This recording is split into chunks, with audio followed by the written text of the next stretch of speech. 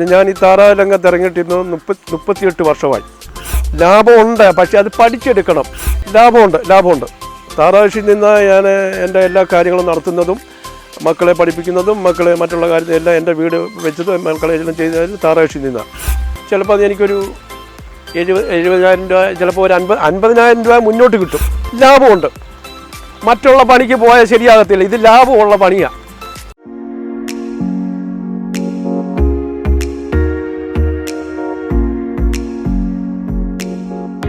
നമസ്കാരം. കൃഷി മിത്ര ടിവിയുടെ പുതിയൊരു അധ്യായത്തിലേക്ക് എല്ലാവർക്കും സ്വാഗതം. ഇനിയും ഞങ്ങളുടെ ചാനൽ സബ്സ്ക്രൈബ് ചെയ്യാത്തവർ സബ്സ്ക്രൈബ് ചെയ്ത് ബെല്ലൈക്കൺ ഓൺ ചെയ്താൽ കൃഷിയുമായി ബന്ധപ്പെട്ട എല്ലാ വിവരങ്ങളും ഞങ്ങൾ അപ്ലോഡ് ചെയ്യുമ്പോൾ തന്നെ നോട്ടിഫിക്കേഷനായി ലഭിക്കുന്നതായിരിക്കും. എൻ്റെ പേര് തോമസ് കെയോ. എൻ്റെ സ്ഥലം ചിന്നിത്തല. ഞാൻ ഈ താറാവ് രംഗത്ത് ഇറങ്ങിയിട്ടിരുന്നു 38 വർഷമായി. എൻ്റെ അപ്പൻ തൊട്ട് ഈ താറാവ് കൃഷിയിലാണ് ഏർപ്പെടുത്തിയിരിക്കുന്നത്. പിന്നെ മറ്റുള്ള ജോലിക്കൊന്നും പോകാൻ പറ്റില്ല. അതുകൊണ്ട് ഞാൻ താറാവ് കൃഷിയിൽ തന്നെ ഏർപ്പെട്ടു. 38 വർഷമായി. സ്വന്തമായിട്ട് ചെയ്യാൻ തുടങ്ങിയിട്ട് അവരുടെ അപ്പന്മാരുടെ കൂടെ ആയിരുന്നു. സ്വന്തമായിട്ട് ചെയ്യാൻ 38 വർഷമായി. ലാഭമുണ്ട്. താറാവ് കൃഷിയിൽ നിന്ന് ഞാൻ എൻ്റെ എല്ലാ കാര്യങ്ങളും നടത്തുന്നതും മക്കളെ പഠിപ്പിക്കുന്നതും മക്കളെ മറ്റുള്ള കാര്യത്തിൽ എല്ലാം എൻ്റെ വീട് വെച്ചതും മക്കളെ എല്ലാം ചെയ്തത് താറാവ് കൃഷിയിൽ നിന്നാണ്. ഇപ്പോൾ എനിക്ക് 12,000 താറാവുണ്ട്. കുഞ്ഞുങ്ങളെ വാങ്ങിച്ച് അതിനെ വളർത്തി 55ാമത്തെ ദിവസം സർക്കാർ സ്കീമിൽ ഞാൻ കൊടുക്കും. സർക്കാരിൻ്റെ ലൈസൻസ് ഉള്ള എനിക്ക് സർക്കാർ നേഴ്സറി ഉള്ള ആളാണ്. അല്ല, ഇത് ഞാനിപ്പോൾ സർക്കാരിനാണ് കൂടുതൽ കൊടുക്കുന്നത്. സർക്കാരില്ലാത്തപ്പോൾ ലോക്കൽ കൊടുക്കും. ഞാൻ ലോക്കൽ കൊടുത്താൽ 80 രൂപ കിട്ടും. സർക്കാരിന് കൊടുത്താൽ 120 രൂപ കിട്ടും. താറാവ് ഇപ്പം ഞാൻ വളർത്തുന്ന താറാവ് 5ാമത്തെ മാസം മുട്ടയാവും. ഇത് കുട്ടനാടൻ നാടൻ ചാരാ ചെമ്പല്ലി.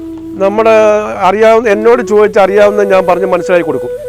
ഇതിപ്പം കൂടുതൽ അറിവുള്ള ഒരു കാര്യമാണ് ഇത്. താറാവ് കൃഷി എന്ന് പറഞ്ഞാൽ ഒരു നിസ്സാരമല്ല. ഇത് ഒരുപാട് പഠിക്കണം. ഇത് എന്നാലേ നമുക്ക് മുന്നോട്ട് കൊണ്ടുപോകാം. കോഴിയുടെ കൂട്ടെല്ലാം മുന്നോട്ട് കൊണ്ടുപോകാൻ പറ്റത്തുള്ളൂ.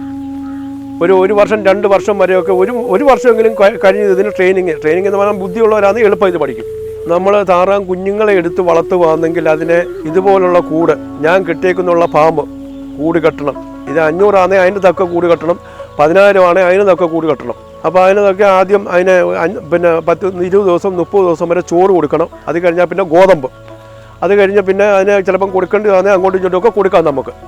ഇപ്പം ഞാൻ ഈ 10,000 താറാവ് വളർത്താനാണെങ്കിൽ ഒരു ദിവസത്തേക്ക് ഇപ്പോൾ ഒരു 2 ചാക്ക് അരി, ഇപ്പം 5-8 ഇന്നിപ്പം ദിവസം ഇത്ര ദിവസം 2 ചാക്ക് അരി 3 ചാക്ക് അരി ഒരു ദിവസം. അതിൻ്റെ കൂടെ സ്റ്റാർട്ടർ 4 ചാക്ക്, അതിനോട് ഉപ്പ് 1 ചാക്ക്, അങ്ങനെ കൊടുത്ത് ഇപ്പം 12,000 താറാവ് എനിക്കുണ്ട്. ലാഭമുണ്ട്, പക്ഷെ അത് പഠിച്ചെടുക്കണം. അത് പഠിക്കണം. ഈ ലാഭമുള്ള ഒരു കാര്യമാണ് ഇത്. പക്ഷേ ടെൻഷനും തലവേദനയൊക്കെ ഉണ്ടാകും. ലാഭമുള്ള കാര്യമാണ്, പഠിക്കണം.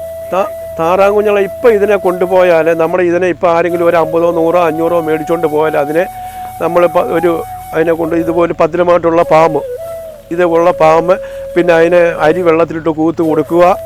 അത് കഴിഞ്ഞിട്ട് അതിൻ്റെ കൂടെ ഷാർട്ടർ ചേർത്ത് കൊടുക്കുക. പിന്നെ മീൻ പൊടി കിട്ടുന്നെങ്കിൽ മീൻ പൊടി കൊടുക്കുക. പിന്നെ ഒരു 30 ദിവസം പിന്നെ അത് ഒരുമാതിരി പ്രായമാകുന്ന തന്നെ പൂവമ്പട തിരിയും. പൂവനെ അന്നേരം വേറെ ആർക്കെങ്കിലും കൊടുത്ത് കാശ് മേടിക്കാം. പെടെ കയ്യിലിട്ട് 200 കയ്യിലിടാം. അതിനെ മുട്ടയ്ക്ക് ഇടാം. അതിപ്പോൾ ഒരു 1.5 മാസം ആകുമ്പോൾ ഇതിനെ അറിയാം. ഇനി ഒരു 2 മാസം ആകുമ്പോൾ ഇതിനെ അതിപ്പോൾ പൂവനെന്ന് പറഞ്ഞാൽ നല്ല അതിൻ്റെ സ്വരവ്യത്യാസവും നല്ല പൂവനെന്ന് പറഞ്ഞാൽ നല്ല മയിൽ മാതിരി വരും. പെട നല്ല നമ്മൾ സാധാരണ ഉള്ളതിൻ്റെ കൂട്ട് പതുങ്ങി ഇറച്ചിക്ക് കൊടുക്കുക. പൂവനെ ഇറച്ചിക്ക് കൊടുത്താൽ ഇപ്പോൾ ഒരു ഡ്രസ്സിങ്ങിന് കൊടുത്താൽ നമ്മൾ കൊടുത്താൽ ഒരു 250 കൊടുക്കുക. അവർ കൊടുക്കുന്നത് 350 രൂപയ്ക്കാണ്. അസുഖമുണ്ട്. പിന്നെ ഞങ്ങളിപ്പം കൊടുക്കുന്ന ടായ്സിൻ കൊടുക്കും. ഇറങ്ങുമ്പോഴേ ഓട്ടോ സൈക്കിളിൻ പൊടി വെള്ളത്തിൽ കലക്കി തീറ്റയുടെ കൂടെ കൊടുക്കും. അത് കഴിഞ്ഞ് എന്തെങ്കിലും പനിയോ വല്ലതും ഉണ്ടെങ്കിൽ ടായ്സിൻ കൊടുക്കും. അത് കഴിഞ്ഞ് ഒരു പ്രീനുണ്ട്, താറാവിൻ്റെ മരുന്നാണ് ഇതൊക്കെ. അതൊക്കെ കൊടുക്കുക. അത് ക്രമം അനുസരിച്ച് വേണം കൊടുക്കാൻ. ഇപ്പോൾ ഒരു 500 എണ്ണത്തിനാണെങ്കിൽ ഒരു കൂടിൻ്റെ 1/4 ഭാഗം, ടായ്സിനാണെങ്കിൽ 500 എണ്ണത്തിന് ഒരു 3 എണ്ണം കലക്കി തീറ്റയുടെ കൂടെ പുരട്ടി കൊടുക്കുക. സർക്കാരിൽ നിന്ന് ഞങ്ങൾക്ക് സഹായമൊക്കെ മുൻകാലങ്ങളിൽ ലഭിച്ചിട്ടുണ്ടായിരുന്നു. പക്ഷേ ഇപ്പം ഞങ്ങൾക്ക് കിട്ടുന്നില്ല. എന്താണെന്നറിയാൻ വയ്യ. ഞങ്ങൾ അതിനായിട്ട് മുന്നോട്ട് ഇറങ്ങാത്തതുകൊണ്ടാണെന്ന് അറിയാൻ വയ്യ. ഞങ്ങൾക്ക് കിട്ടുന്നില്ല. അതിന് സർക്കാർ ഇതിനെപ്പറ്റി ഒരു ചോദ്യം പോലും ചെയ്യുന്നില്ല. ഇപ്പോൾ താറാവ് ഉണ്ടോ എന്ന് പോലും ചോദിക്കുന്നില്ല. 75 അല്ല 82-ലോ 90-ലോ ഒക്കെ ആയിരുന്നെങ്കിൽ സെക്രട്ടേറിയറ്റ് ഞങ്ങൾ പോയി ധർണയ്ക്കൊക്കെ ഇരിക്കും, സമരം ചെയ്യുമായിരുന്നു. അന്നൊക്കെ താറാവ് ഉണ്ടെന്ന് പറഞ്ഞാൽ ഇപ്പം അതില്ല.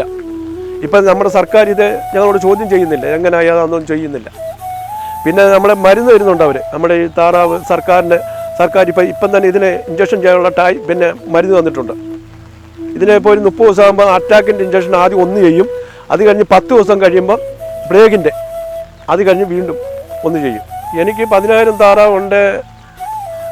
ചിലപ്പോൾ എനിക്കൊരു 70,000 രൂപ, ചിലപ്പോൾ ഒരു 50,000 രൂപ മുന്നോട്ട് കിട്ടും. 50,000 രൂപ കുറവല്ല. പിന്നെ വേറൊരു കാര്യം, ഇതിനൊന്നും ആപത്തൊന്നും വന്നില്ലെങ്കിലേ കിട്ടത്തുള്ളൂ.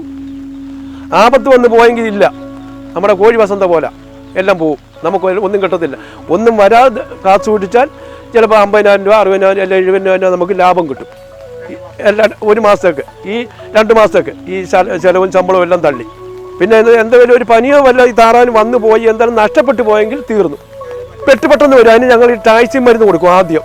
അത് കഴിഞ്ഞ് അതുകൊണ്ട് നിന്നില്ലെങ്കിൽ ഒരു പ്രീം പൗഡർ കൊടുക്കും.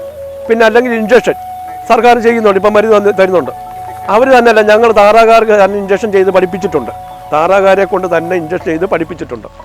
നഷ്ടം വരാതിരിക്കണമെന്നുണ്ടെങ്കിൽ ചിലപ്പോൾ അത് ദൈവഗീതമാണ്, അതേ എനിക്ക് പറയാൻ പറ്റത്തുള്ളൂ. നഷ്ടം എന്നും ലാഭം വരത്തില്ല. എനിക്കിപ്പോൾ 2-3 വളർത്തിപ്പം ഇവിടെ വളർത്തി എനിക്ക് നഷ്ടം വന്നിട്ടില്ല. ഇത് മുൻകാലങ്ങളിൽ എനിക്ക് ഒരുപാട് നഷ്ടം വന്നിട്ടുണ്ട്. 10,000 കണക്കിന് താറാവിൻ്റെ ചത്തുപോയിട്ടുണ്ട്, നഷ്ടം വന്നിട്ടുണ്ട് ഒരുപാട്. എന്നാലും നിർത്തുന്നില്ല, പിടിച്ച് അങ്ങോട്ടും ഇങ്ങോട്ടുമൊക്കെ നിൽക്കുന്നുണ്ട്. മെയിനായിട്ട് കൊടുക്കുന്ന ഇപ്പം താറാവ് ഇറങ്ങുമ്പോൾ, താറാവ് ഇങ്ങോട്ട് നമ്മൾ എടുത്തുകൊണ്ട് വരുമ്പോൾ കൊടുക്കുന്ന തീറ്റി ചോറ്, ഷാട്ടർ, കോഴിത്തീറ്റ, ഊപ്പപ്പൊടി, ഈ നന്തം പൊടിയോ മത്തിപ്പൊടിയോ എന്ത് വരും അത് നമുക്കിവിടെ ഈ 3 കാര്യമാണ്. ലാഭമുണ്ട്. മറ്റുള്ള പണിക്ക് പോയാൽ ശരിയാകത്തില്ല, ഇത് ലാഭമുള്ള പണിയാണ്.